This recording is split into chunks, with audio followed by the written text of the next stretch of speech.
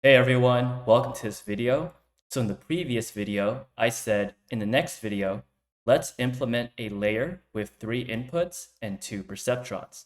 Let's do this.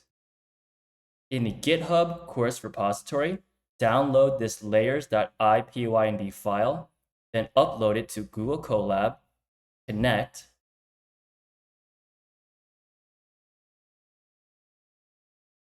and for here, I am using a runtime type of CPU. We don't need a GPU because we're not running any complex deep learning code. In fact, you can see we're using nested for loops right here.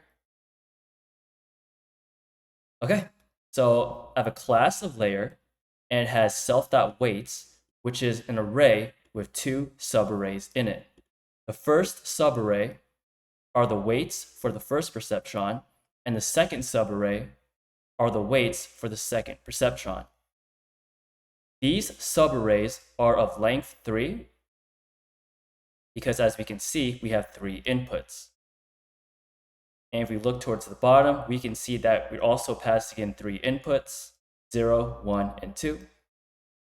We have 2 biases, and these are the biases for the first and second perceptrons because each perceptron has 1 bias, so 2 biases.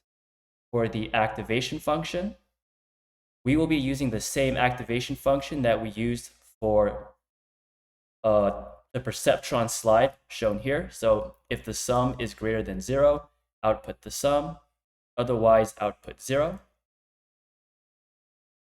We have a def forward that takes in inputs.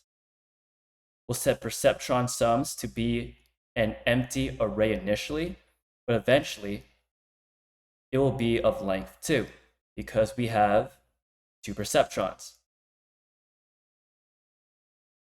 For this first for loop, we go over every perceptron. And for this second for loop, we go over every input. We initially set the current perceptron sum to be 0. And then we say current perceptron sum plus equals input val times weight val, which should not be a surprise to you because remember from the perceptron slide, we do the inputs times the weights. So there we go. And of course, we eventually have to add the bias, which I do right here. Current perceptron sum plus equals current perceptron bias. Then we add the current perceptron sum to the perceptron sums array. And just for learning and tutorial purposes, I just print the perceptron sums before the activation function is applied. And then we will return self.activation function on the perceptron sums. Now, if we run this, you should get 26 and 18 back. And let's sanity check the math very quickly. So 2 times 0 is 0. 4 times 1 is 4. 6 times 2 is 12. 4 plus 12 is 16. 16 plus 10 is 26. So there we go. And then let's add some, or let's change these to negative numbers. So -1 and -2. We get -6 and -8, but the outputs are 0 and 0 because of our activation function again. And let's quickly sanity check the math here as well.